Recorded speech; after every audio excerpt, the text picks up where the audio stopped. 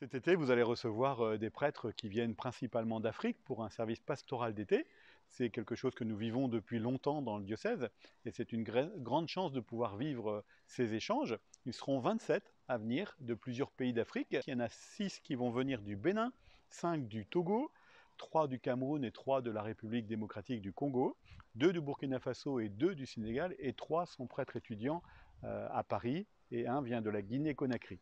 Notre diocèse a une longue expérience d'échange entre les églises. C'est lié aux différents évêques qui se sont succédés en Anjou. Nous avons la chance aussi d'avoir de nombreuses congrégations en Anjou qui ont beaucoup de présence aussi dans les différents pays, en particulier en Afrique. Et cette richesse missionnaire a créé beaucoup d'échanges. Et donc nous avons poursuivi cela avec l'accueil de ces prêtres, en particulier qui viennent l'été, mais pas que, puisque nous avons des prêtres qui sont là chaque année, soit pour un temps d'études, soit pour des missions dans des paroisses. Et c'est une chance pour nous de pouvoir les accueillir. Alors chaque année, à la fin du séjour pastoral, nous avons un temps de rencontre où les prêtres peuvent exprimer ce qu'ils ont découvert de cette expérience.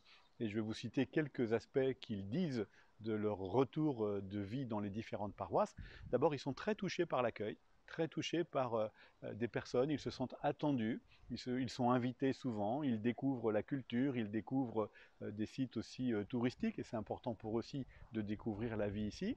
Ils sont touchés aussi de changer un peu l'image qu'ils ont de l'Église en France. Souvent en Afrique on dit en France il y a moins de croyants, les églises sont vides, etc. Et en fait ils constatent que pas du tout. Il y a une vitalité dans l'Église de France.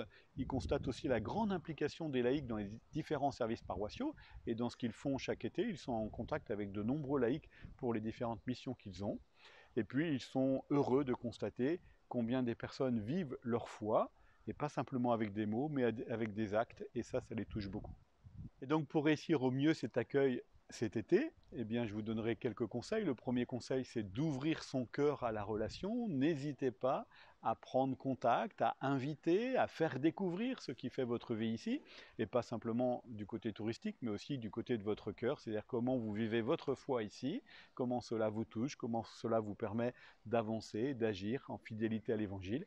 Et en retour, ces prêtres-là pourront aussi vous témoigner de ce qui est important pour eux et comment ils vivent la foi, et s'enrichir mutuellement de notre rencontre du Christ. C'est cela l'Église.